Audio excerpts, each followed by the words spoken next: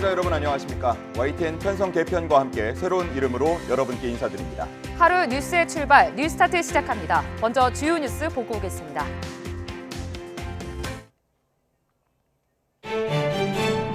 대통령실이 윤석열 대통령 취임과 동시에 폐지했던 민정수석실을 다시 설치하는 방안을 검토하고 있습니다.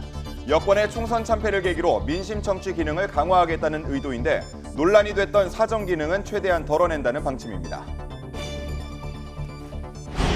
여야가 국회 연금개혁특별위원회에 더 내고 더 받는 연금 개혁안을 두고 첨예하게 대립했습니다. 국민의힘은 미래 세대에 부담을 떠안기는 무책임한 방안이라고 비판했지만 더불어민주당은 노후소득 보장이라는 국가 책임을 이행하는 안이라고 옹호했습니다. 오늘 제134주년 세계 노동절을 맞아 서울 세종대로와 을지로 등 도심 곳곳에서 대규모 집회가 열립니다.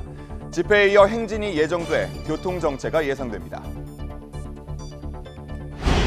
경기 시흥시 월곶동 교각 건설 현장에서 다리사를 잇는 상판 구조물이 무너졌습니다. 이 사고로 7명이 다쳤는데 작업자 1명이 크게 다쳐 병원에서 치료를 받고 있습니다. 부산항 북항 재개발 사업에서 관광명소로 자리를 잡을 거라는 기대와 함께 추진됐던 움직이는 다리 가동교 계획이 돌연 취소됐습니다. 정부 예산 13억 원이 들어간 설계는 무용지물이 됐고 협력업체는 막대한 피해를 봤다고 주장합니다. 네타냐후 이스라엘 총리가 하마스와의 휴전 협상 성사 여부와 무관하게 라파 진입 작전을 감행하겠다는 뜻을 밝혔습니다. 미국은 라파에 진격하겠다는 네타냐후 이스라엘 총리 주장에 반대하고 하마스 지도부를 향해서는 협상안을 받아들일 것을 압박하고 있습니다. 대통령실이 그동안 폐지됐던 민정수석실을 다시 설치하는 방안을 검토하고 있습니다. 여권의 총선 참패를 계기로 민심 청취 기능을 강화하겠다는 건데 과거 논란이 됐던 사정 기능은 최대한 덜어낸다는 방침으로 전해졌습니다. 강희경 기자가 보도합니다. 총선 이후 대통령실 조직 개편 논의가 이어지는 가운데 윤석열 대통령이 더불어민주당 이재명 대표와의 회담에서 민정수석 화두를 던졌습니다. 국정 운영을 하다 보니 민심과 정책에 대한 정보가 부족한 것 같다며 김대중 정부에서 민정수석을 왜 부활시켰는지 이해가 간다고 언급한 겁니다. 옛 민정수석실은 공직비리 감시와 사정 총괄, 여론 파악 등을 담당했습니다. 윤 대통령은 대선 후보 시절부터 민정수석실이 사정기관을 장악해왔다며 폐지 의사를 밝혀왔고 당선 후 실행에 옮겼습니다. 대통령 권력을 헌법과 법 위에 올려놓았다는 평가를 받아왔습니다. 저는 민정수석실을 폐지하여 사정 컨트롤 타워 권한을 포기했습니다. 그러나 취임 후 2년, 민심 청취 기능이 어느 때보다 절실해진 상황에서 민정수석실 부활을 검토한다고 윤 대통령이 직접 공식화한 셈입니다. 이에 따라 조직 개편도 조만간 이루어질 것으로 보입니다. 민정수석실은 무엇보다 국정기조에 대한 민심 등을 현장에서 파악해 윤 대통령에게 전달하는 역할을 맡을 전망입니다. 현재 비서실장 산하에 있는 법률비서관실과 공직기강 비서관실이 옮겨가고 민정비서관실이 신설되는 방안 등이 검토되는 것으로 알려졌습니다. 윤 대통령이 직접 폐지했던 자리인 만큼 과거 논란이 된 사정 기능은 뺀다는 방침으로 대안 명칭으로 법률수석실 등도 거론되고 있습니다. 다만 야당에서 사정기관을 통제하려는 의도라며 일찍이 반발하고 있다는 점은 변수입니다. 사정기관들을 강하게 좀 흔들림 없이 통제하려고 하는 것 아닌가. 법률수석실이 그런 의도하에 만들어진 것 아닌가라는 강한 의혹을 갖고 있고. 여당의 총선 참패로 각종 특검법이 줄줄이 예고된 상황에서 사정기능 강화라는 의구심을 피하며 실제 민심에 얼마나 더 가까이 다가갈 수 있을지가 민정수석실 부활의 성패를 좌우할 것으로 보입니다. YTN 강희경입니다. 윤석열 대통령과 민주당 이재명 대표의 회담 후에도 여야는 신경전을 이어가고 있습니다. 여야 입장 직접 들어보겠습니다. 이견이 일소에 해소되진 않았지만 대통령과 제1야당의 대표가 직접 서로의 생각을 확인했다는 것만으로도 이번 회담은 적지 않은 의미를 가집니다. 정부와 여당이 충분한 숙고 끝에 야당의 주장에 답변한 만큼 부정적인 반응만 보일 것이 아니라 대통령은 많이 듣겠다 이렇게 회담 전에 얘기를 했는데 정작 본인의 주장과 변명만 장황하게 늘어놓았습니다. 우이 독경, 마이웨이, 윤석열 대통령에 대한 실망이 매우 큽니다. 21대 국회가 이번 달을 끝으로 종료되는 가운데 최상병 특검법 등 쟁점 법안을 둘러싼 여야 극한 대치가 막판까지 이어질 거라는 전망입니다. 여소야대 구도가 더 극심해진 22대 국회 기류를 압축적으로 보여줄 예고편이라는 분석도 나옵니다. 박광렬 기자가 보도합니다. 과도한 거부권 행사, 또 입법권을 침해하는 시행령 통치, 인사청문회 무력화 같은 이런 조치들은 민주당에서 강조해 오던 얘기이기 때문에 이런 말씀을 하실 거로 또 제가 예상하고 있었습니다. 취임 1년 11개월 만에 어렵사리 성사된 윤 대통령과 제1야당 대표 양자회담. 팽팽한 입장차만 확인한 채 5월 임시국회에 막이 올랐습니다.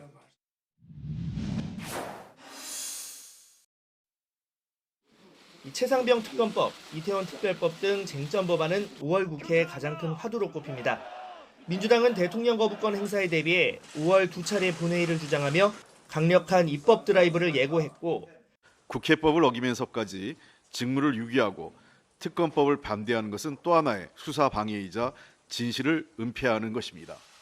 이에 여당은 거야 입법 폭주 여론전과 동시에 내부 단속에 돌입했습니다. 현 국회 의석 상황에서 여권 내 이탈표가 16표 이상 나올 경우 거부권 행사 법안 재의결이 가능하기 때문입니다. 다음 국회에서 볼 수 없는 50여 명의 여당 의원, 그리고 이미 공개적으로 찬성표 의사를 밝힌 의원들 표심 단속이 과제로 거론됩니다. 이렇게 모든 이슈를 덮을 만큼 국민들이 이 특검이 꼭 필요하다고 보는지에 대해서도 판단이 필요한 부분이 있습니다. 192석을 확보한 범야권, 민주당 친명계와 조국혁신당 등 대여 강경파가 대거 원내 입성을 앞뒀다는 점도 변수로 지목됩니다. 실제 민주당은 21대 국회에서 폐기된 이른바 쌍특검법 처리를 벼르고 있고 조국혁신당 역시 한동훈 특검 추진을 1호 공약으로 내걸었습니다. 지금 이번 당선자들은 21대랑은 다르게 우리에게 주어져 있는 민생과제와 개혁과제 반드시 완수하겠다라고 하는 의지가 충만해 있는 상황입니다. 반면 의석수가 쪼그라들며 야권 입법 공세 방어가 더 어려워진 국민의힘. 친윤 영남권 의원 비율이 늘며 핵심 지지층에 기반한 여야 대치 전선이 더 가팔라지거나 대통령 거부권에 더 기댈 수밖에 없을 거란 우려 섞인 시선도 제기됩니다. 맞상대할 수 있는 역량이 필요하고 첫째. 두 번째는 결국 여당은 정부와 함께 소통하면서 그걸 대응해야 됩니다.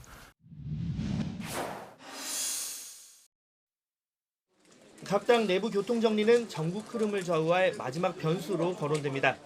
여당은 이르면 6월 치러질 전당대회를 통해 비윤계 후보 그리고 한동훈 전 비대위원장 등의 등판 가능성이, 민주당은 기명 행사를 뚫고 국회에 입성한 친문 20여 명의 행보가 당 내홍의 방아쇠가 될 수 있다는 관측에 주목합니다.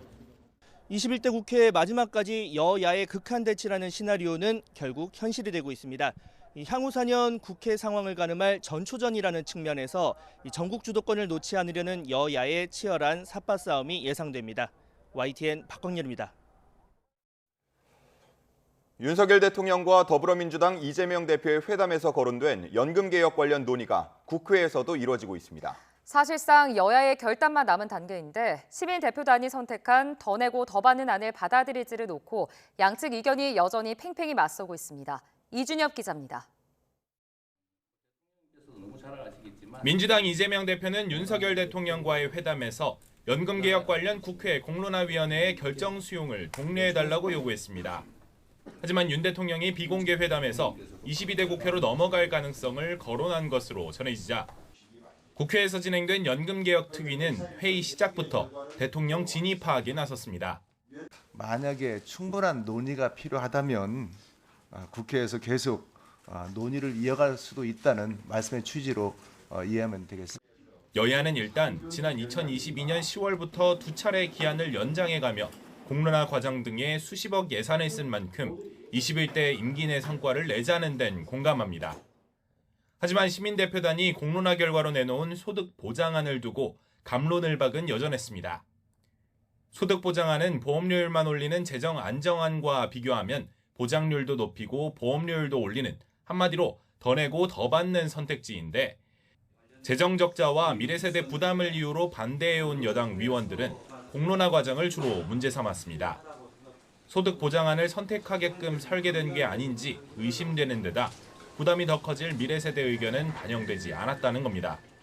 지금 태어난 그런 그 아가에게 뭐 말은 못하겠지만 네가 40살 됐을 때 네 소득의 43% 내야 되는데 괜찮겠니? 그러면은 싫어요 그러겠죠. 반면 소득 보장안을 지지해온 야당 측에선 재정 적자를 강조하는 자료를 냈다며 정부 쪽을 집중 비판했습니다. 공론화 과정 역시 시민대표단이 사안을 직접 공부하며 여러 차례 생각을 바꿀 정도로 밀도 있게 이뤄졌다고 힘을 실었습니다. 제가 보기에는 일부러 4.5%를 적용해가지고 누진 적자가 엄청 많이 나는 것처럼 지금 만들어 놓은 거거든요. 보고서에서. 정부가 의도적으로 뭔가 부정적인 이미지를 주려고 하는 의도가 저는 보고서에 있다고 느껴져요. 이젠 여야가 결단만 내리고 개혁안을 통과시키는 일만 남았는데 좀처럼 입장차가 좁혀지지 않고 있어 합의안 도출에 난항을 겪고 있습니다. 이제 남은 것은 우리 특위의 결정입니다. 다음 연금특위회의는 역사적인 연금개혁 법안을 처리하는 현장이 되기를 강력히 기대를 하겠습니다. 22대 국회로 넘어갈 경우 원점 재논의를 해야 하는데 시간이 갈수록 기금 재정은 더 악화돼 또 미뤘다는 비판을 피할 수 없을 것으로 보입니다.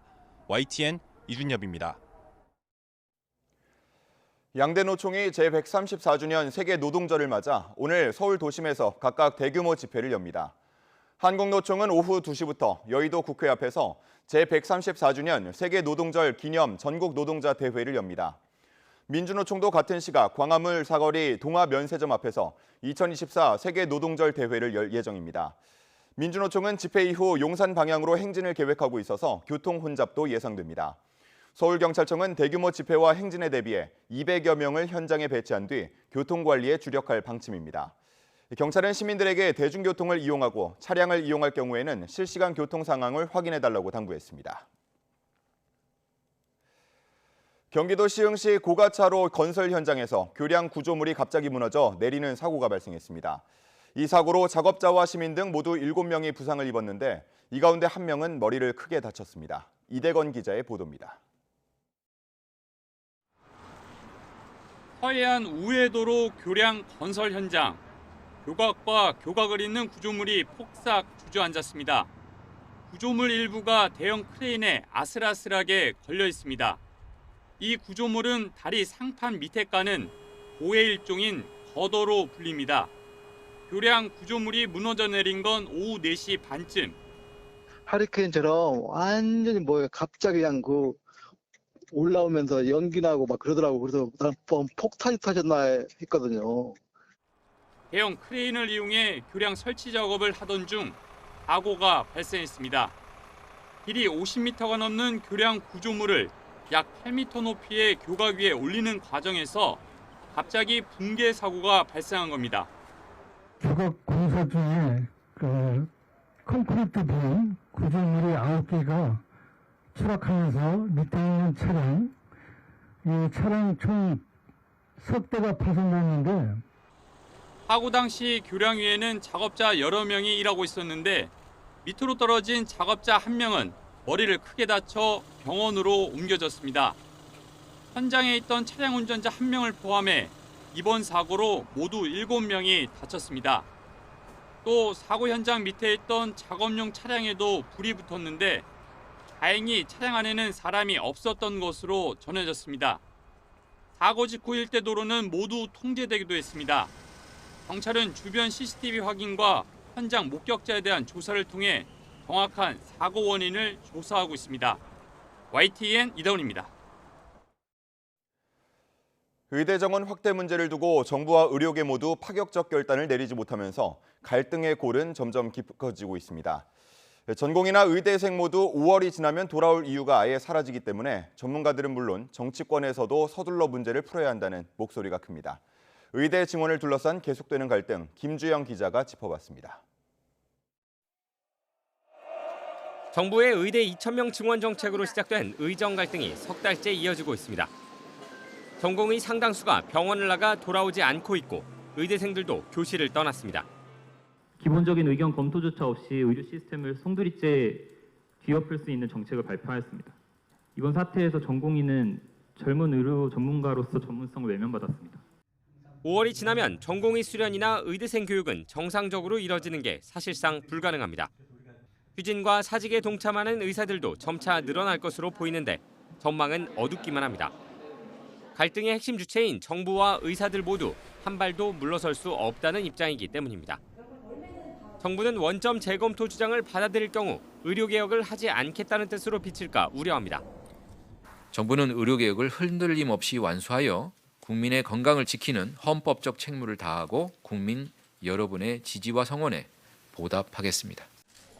의사들은 정부의 정원 확대에도 반대지만 섣불리 대화의 장으로 들어갔다가 정부가 내세우는 정책을 합리화하는 데 이용당할까 걱정합니다.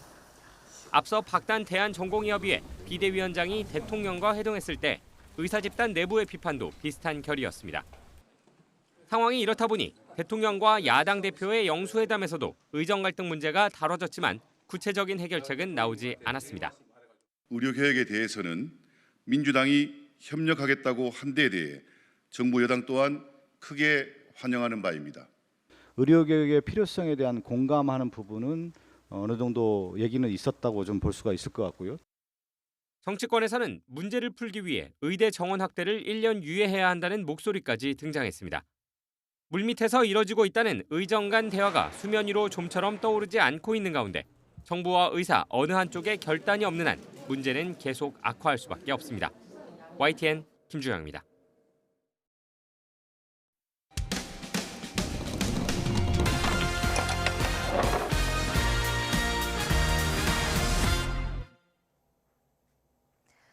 현재 진행 중인 부산항 북항 재개발 사업에서 관광명소로 자리 잡을 거라는 기대와 함께 추진됐던 움직이는 다리 가동교 계획이 돌연 취소됐습니다.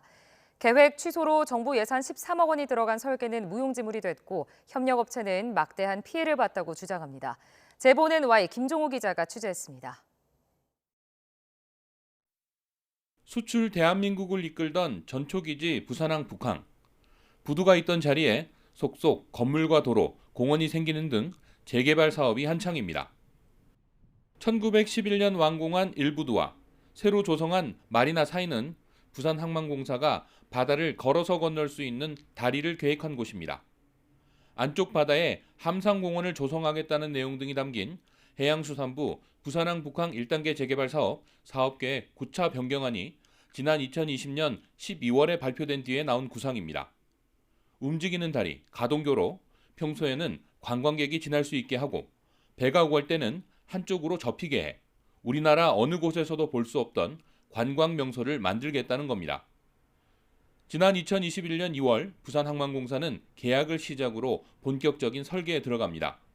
애초 8개월이었던 설계 기간은 경관 심의 등 여러 과정이 추가되고 부산항만공사 내부 사정까지 겹쳐 2년 가까이 지나서야 마무리됐습니다. 국내에 처음 도입하는 교량 방식이라 국내에는 없는 기술을 외국에서 찾거나 개발해야 해서 이 길었던 설계 과정에는 시공사 3곳도 참여했습니다. 기술 개발에 대한 직접적인 보상은 약속한 게 없었지만 항만공사와 특정 공법에 대한 기술 협약을 맺었고 설계가 끝나면 실제 시공에 참여할 수 있을 거라는 기대가 있어 오랜 시간과 노력, 비용을 투자한 겁니다. 정말 전 세계를 다 뒤져서 기술적인 측면, 그다음에 예산적인 측면 모든 걸 다 감안해서 우리 회사의 모든 역량을 다해서 그런데 설계가 끝났는데도 공사 소식은 들리지 않았고 기다리다 못해 알아보니 부산항만공사가 가동교 계획을 철회한 뒤였습니다. 지난해 2월 해수부가 발표한 재개발 사업 10차 변경안에서 함상공원이 빠졌다는 게 이유입니다.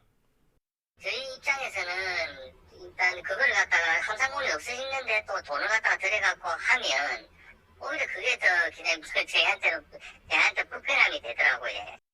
정부 예산 13억 원을 들여 완성한 설계를 써보지도 못한 자리, 대신에 5억 9천만 원짜리 다른 설계가 준비 중입니다. 부산항만공사는 이 자리에 움직이지 않는 보행교를 만들겠다며 설계 용역 입찰을 준비하고 있습니다. 정부가 추진하는 사업이라 큰 기대와 믿음을 가지고 참여했던 시공사는 분통을 터뜨립니다. 직원들도 어마어마하게 고생을 했지만 제가 그래도 국내 최초로 하는 교량이다. 좀 자부심을 갖고 하자라고 해서 끝까지 밀어붙였는데 결국 이렇게 좌초돼 버리니까. 해수부와 부산항만공사는 움직이지 않는 다리로 추진하게 되면 공사비가 100억 원 이상 줄게 돼 예산 절감 효과가 크다고 해명했습니다. 또 다리 완공 후에 책임을 지게 될 지자체가 관리에 어려움이 따를 거로 판단해 가동교 계획에 부정적인 의견을 전해왔다고 밝혔습니다. YTN 김종호입니다. 어젯밤 부산 동래구에 있는 아파트에서 불이 나 남성 1명이 숨졌습니다. 경기 김포시에선 밤사이 900여 세대의 전기 공급이 끊겨 승강기에 갇혔다는 신고가 이어졌습니다. 임성재 기자의 보도입니다. 아파트 창문 밖으로 뿌연 연기가 피어오릅니다.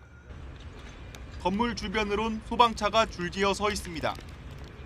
부산 동래구 온천동에 있는 10층짜리 아파트 9층에서 불이 난 건 어젯밤 9시쯤. 한 세대에서 난 불은 20여 분 만에 꺼졌는데 50대 남성 거주자 1명이 숨진 채 발견됐습니다. 또 아파트 주민 등 5명이 구조됐고 28명이 스스로 대피했습니다. 자정 무렵 경기 김포시 구례동 일대에선 아파트와 오피스텔 등지 900여 세대의 전기 공급이 끊겼습니다. 한국전력공사는 5분도 안 돼 복구 작업을 완료했다고 설명했지만 승강기 갇힘 사고 등 피해 신고가 20여 건이나 접수됐습니다. 역사한 승강장에 짐을 든 승객들이 모여 있습니다. 죄송하지만 다시 3번역에 가셔서 아까 그 열차에 승차해 주시기 바랍니다. 어제 저녁 7시 10분쯤 경남 진주를 출발해 서울로 향하던 KTX 열차가 창원 중앙역에서 멈춰섰습니다. 갑작스러운 기관사의 건강 이상으로 운행이 중단된 겁니다. 열차에서 내린 승객 316명은 승무원 교대가 이뤄질 때까지 40분가량 대기했습니다. 코레일 측은 건강 이상을 호소한 기관사는 무사히 병원으로 이송됐다고 밝혔습니다. YTN 임성재입니다.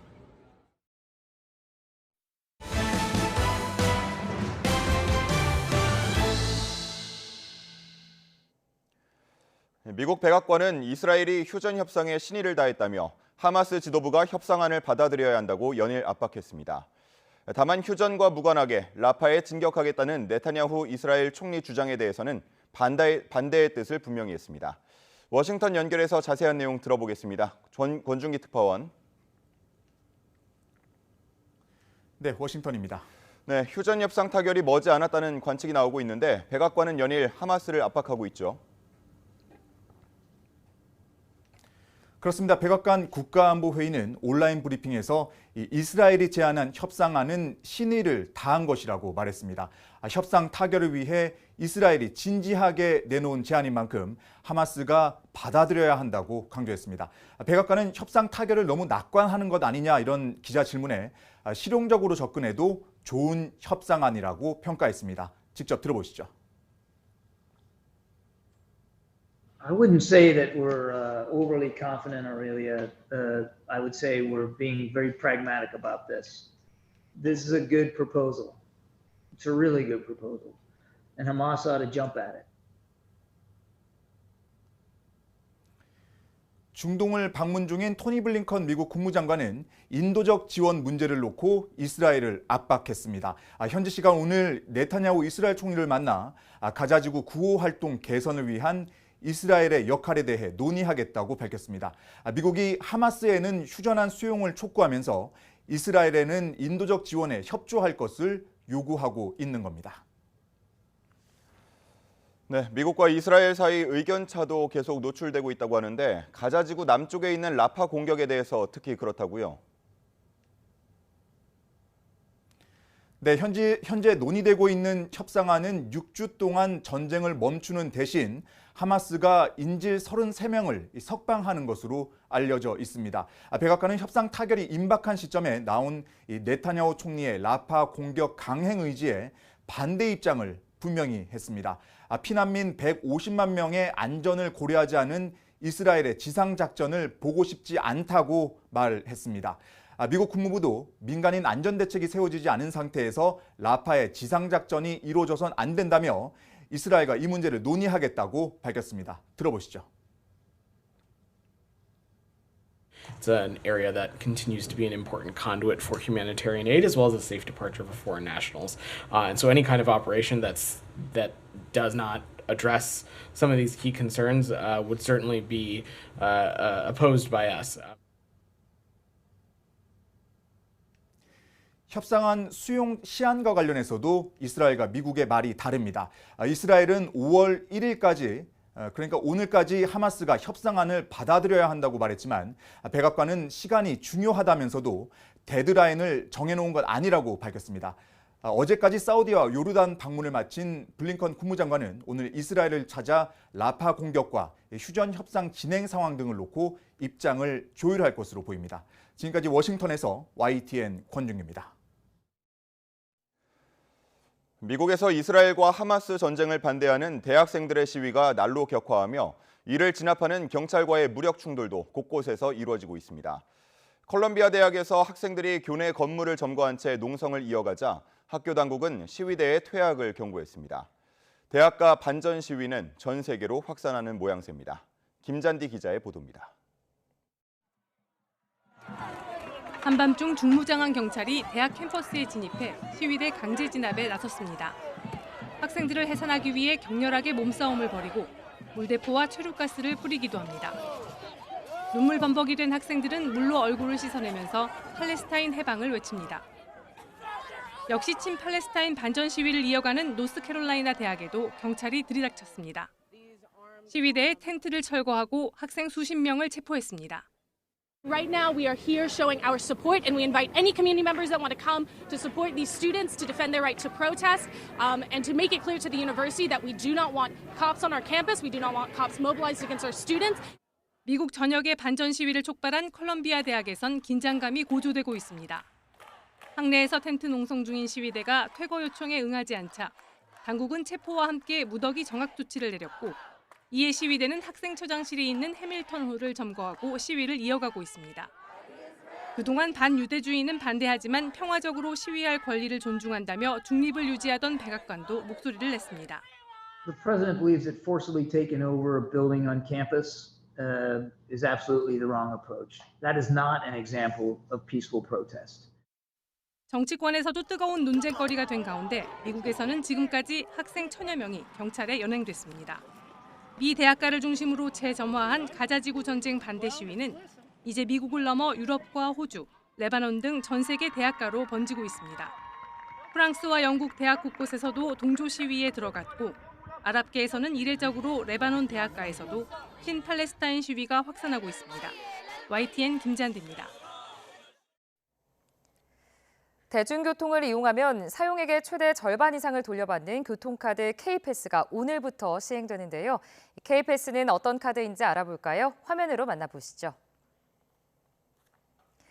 K패스는 일부 소규모 지자체를 제외하고 전국에서 사용되는데 대중교통을 한 달에 15회 이상 사용하면 적용됩니다. 15회 초과 사용분에 대한 환급이 아니라 그달에 사용한 교통비 전액을 기준으로 환급되는데 일반 이용자는 사용액의 20%, 19세부터 34세까지의 청년은 30%, 저소득층은 53%를 환급받습니다. 그러니까 만약 10만 원어치의 대중교통을 이용했다면 일반인은 2만 원, 청년은 3만 원, 저소득층은 5만 3천 원을 돌려받게 되는데 단 환급액의 최대 기준치는 월 60회 사용액이 한도입니다. 대상이 되는 대중교통은 지하철이나 시내버스는 물론 광역버스, GTX도 포함되지만 별도로 표를 사야 하는 고속버스나 고속열차는 대상이 아닙니다.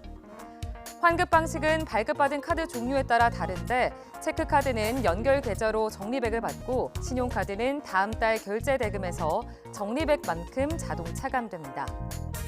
K패스는 발급 신청 일주일 만에 100만 명 넘게 보유하게 돼 기후동행 카드보다 초반 열기는 더 뜨거운데요.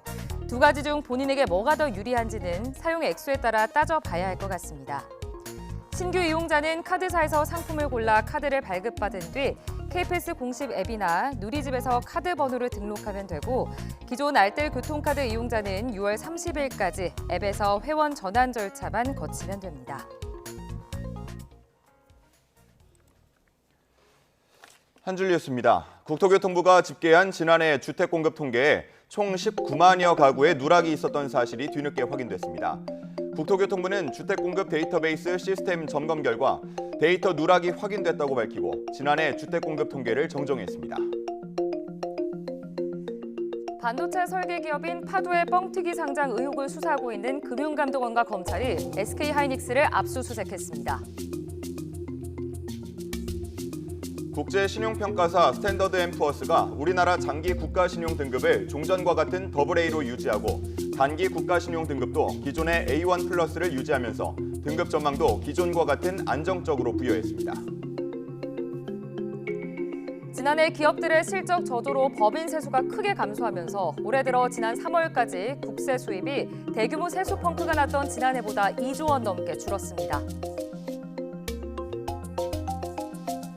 공사비 급등으로 인해 재건축 추진단지가 시공사를 찾지 못하는 현상이 재건축 열기가 뜨거운 서울 강남권에서도 잇따라 발생하고 있습니다. 공정위는 조사관리관을 팀장으로 하는 시장 모니터링 전담팀을 구성해 먹거리와 생필품, 서비스 등 민생 밀접 분야에서 담합이나 재판매 가격 유지 행위 등 불공정 행위가 벌어지는지 감시하기로 했습니다. 지금까지 한 줄 뉴스였습니다.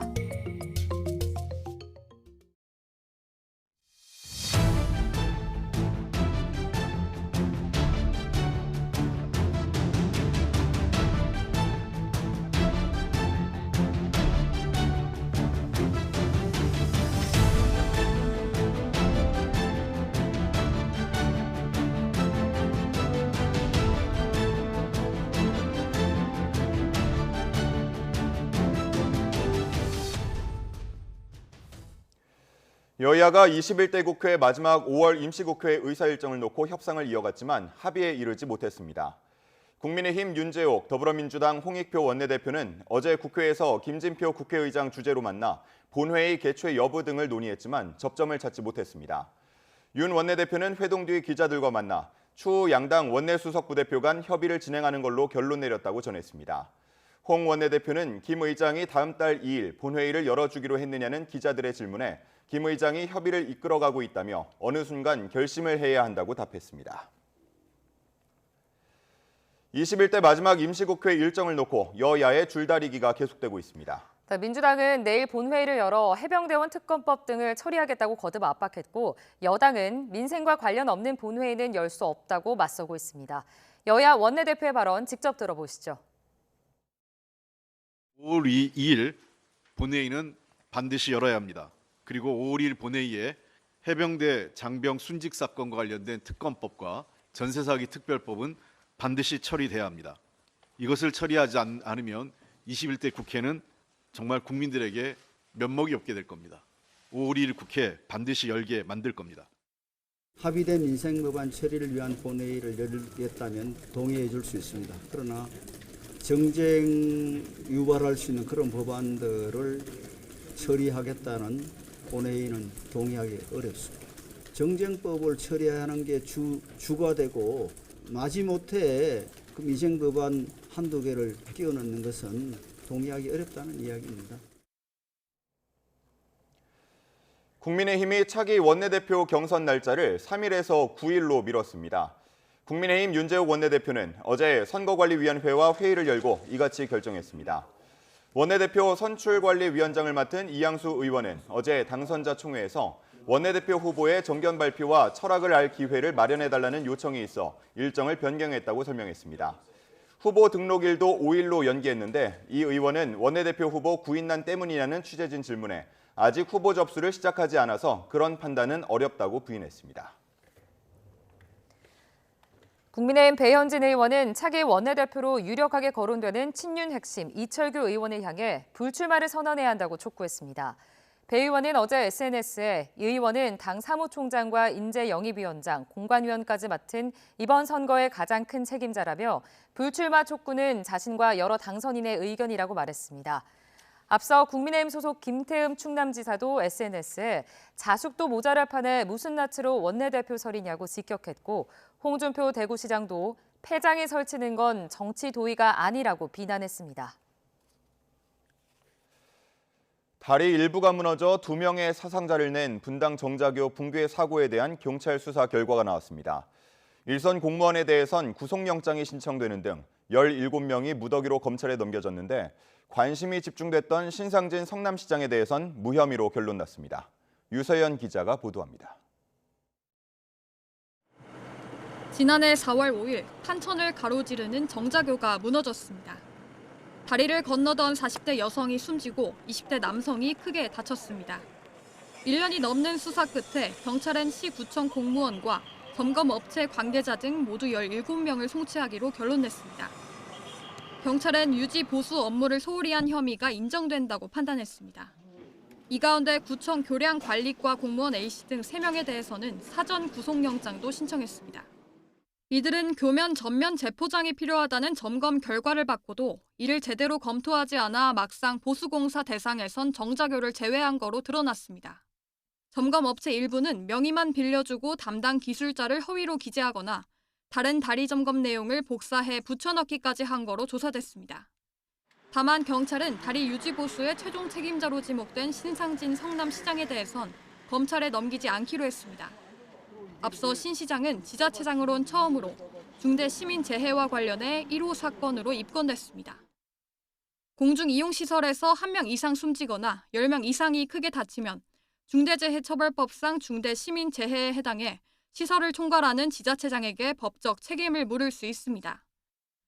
그러나 시장 취임 이후 정자교가 무너진 시점까지 10개월가량 인력과 예산 확보 등 경영 책임자로서 의무를 충분히 이행했다는 게 경찰 판단입니다.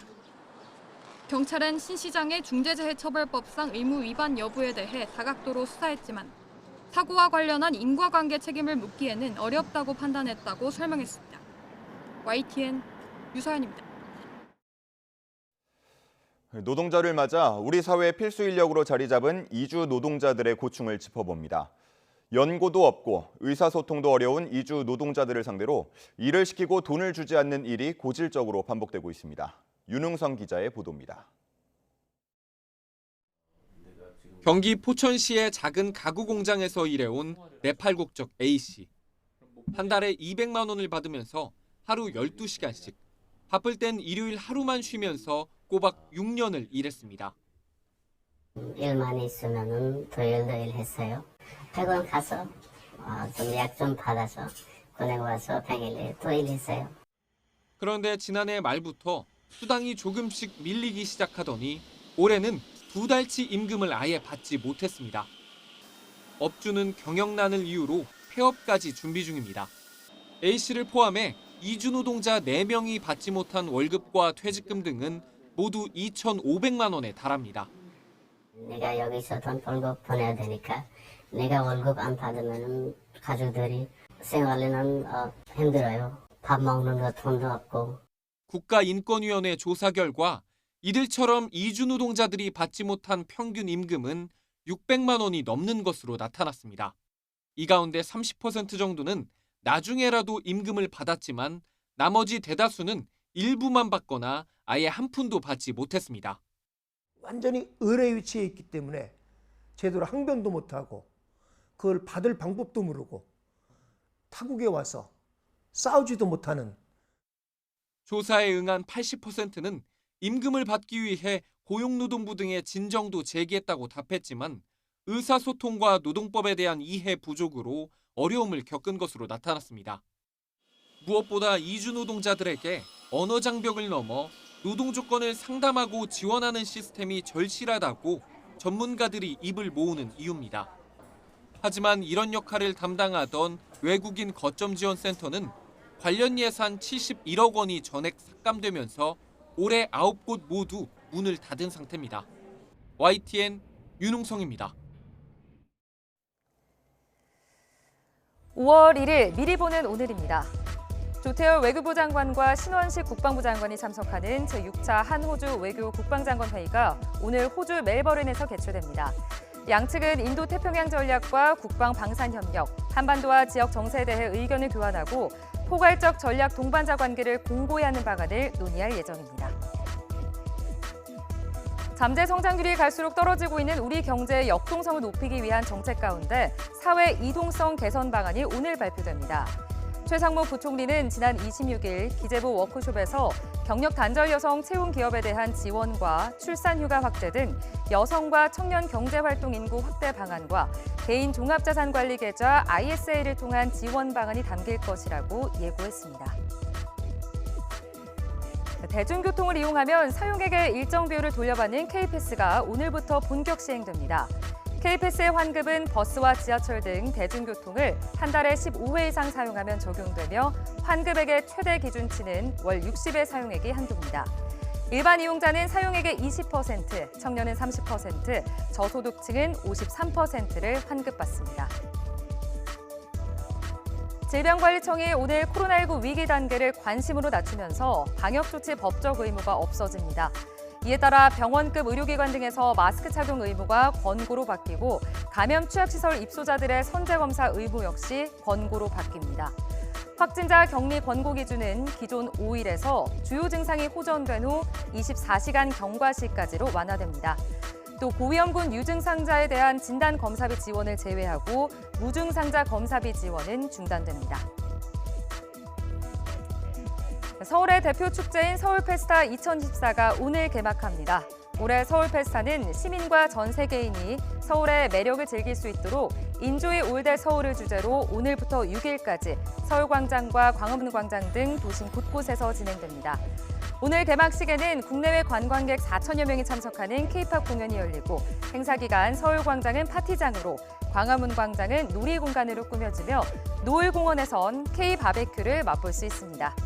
지금까지 미리 보는 오늘이었습니다.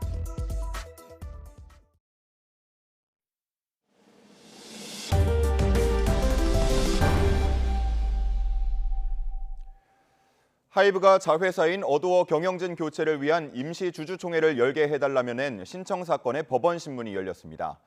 어도어 측은 애초 요구가 무리했다면서도 조만간 이사회와 주주총회를 열겠다고 했는데 하이브 측은 지켜보겠다는 입장을 보였습니다. 임예진 기자가 보도합니다. 하이브가 법원에 임시 주주총회 소집을 허가해달라고 신청한 건 지난주입니다. 민희진 어도어 대표의 경영권 탈취 시도가 확인됐다며 이사회 소집을 요구했지만 민 대표 측에서 거절했기 때문입니다. 법원은 하이브 측의 신청 닷새 만에 신문기일을 열었습니다. 신문은 당사자 없이 소송 대리인들만 참석한 가운데 비공개로 진행됐습니다. 앞서 이사회 소집을 거절했던 민 대표 측은 하이브가 요청한 날짜가 너무 촉박해 준비 시간이 부족했을 뿐이라며 정해진 절차에 따라 이사회와 주총을 열겠다고 밝혔습니다. 정해진 바에 따라서 5월 10일까지는 이사회 열리고 5월 말까지는 주총 열릴 거다. 그런 내용 포함해서 추가적으로 드린 말씀을 5월 13일까지 드리겠다. 이 정도 말씀드렸습니다. 이에 대해 하이브 측은 법정에서 한 말이니 거짓말은 아닐 거로 생각한다며 일정대로 진행되길 바란다는 입장을 내놨습니다. 재판부는 추가 신문기일은 잡지 않고 조만간 결론을 내릴 걸로 전해졌는데 구체적인 시점을 언급하지는 않았습니다. 법원 관계자는 통상 3주 정도 걸리지만 사안이 시급한 만큼 더 일찍 결정될 수도 있다고 전망했습니다. 법원이 하이브 요구를 받아들이면 결정 15일 뒤엔 임시 주주총회가 열리는데 어도어 측이 구체적인 시간표를 제시한 만큼 하이브의 신청이 받아들여질지는 지켜봐야 할 것으로 보입니다. 주총이 소집돼 민 대표의 해임 안건이 상정되면 사실상 대표직을 내려놓을 수밖엔 없을 거란 전망이 많습니다. 경찰 고발에 이어 경영권을 둘러싼 법적 공방까지 하이브와 민희진 측 갈등이 치열해지는 가운데 법원이 어떤 판단을 내릴지 관심이 쏠립니다. YTN 임혜진입니다. 오늘의 주요 재판 일정입니다. 마약류를 상습 투약한 혐의를 받는 국가대표 출신 전 프로야구 선수 오재원 씨의 첫 재판이 오늘 오전 서울중앙지방법원에서 열립니다. 첫 공판에서는 검찰 공소 사실에 대한 오 씨 측 입장이 공개됩니다. 야권 인사들에 대한 고발 사주 의혹으로 기소돼 1심에서 징역 1년을 선고받고 항소한 손준성 검사장의 2심 재판 2차 공판이 열립니다. 손 검사장은 줄곧 1심에서부터 혐의를 모두 부인하고 있는 만큼 이번에도 공수처 검사와 치열한 법적 공방이 예상됩니다. 고발 사주 의혹과 관련돼 2년 동안 공판이 열리지 않았다가 지난달 재개된 재판이죠. 2020년 총선을 앞두고 조국혁신당 조국 대표 아들에게 인턴 확인서를 허위로 발급해준 혐의가 사실과 다르다고 발언해 1심에서 벌금 80만 원을 선고받고 항소한 최강욱 전 의원의 2심 재판의 결심 공판도 있습니다. 지난 2021년 더불어민주당 전당대회에서 돈봉투를 살포하거나 불법 정치자금을 수수한 의혹으로 기소된 송영길 소나무당 대표의 10차 공판도 오늘 열립니다. 지난 1977년 이른바 검은도 간첩단이란 누명을 쓰고 억울한 녹살이를 했다가 재심에서 무죄를 선고받은 일가족이 국가를 상대로 낸 손해배상 소송의 결론도 오늘 4차례 변론 끝에 나옵니다.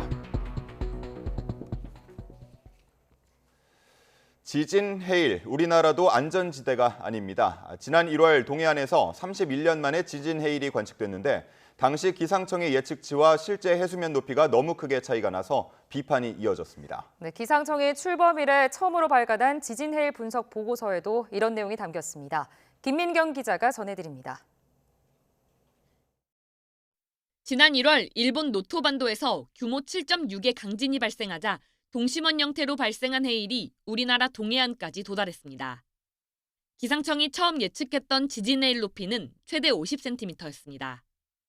하지만 실제 묵호항에서는 82cm가 관측됐습니다. 국지적인 지형의 영향을 고려하지 않았던 겁니다. 그런데 묵호항 조위관측소에서 확인된 최대 해수면 높이는 101cm.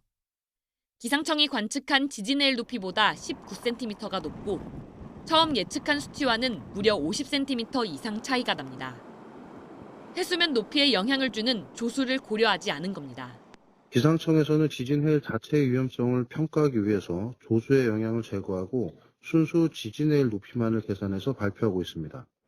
하지만 실제 해수면의 높이가 피해와 직결되기 때문에 함께 고려해야 한다는 지적과 대응 과정이 미흡했다는 평가가 쏟아지자 기상청은 해수면 변동에 영향을 주는 요인이 반영된 총수위를 고려하겠다고 밝혔습니다.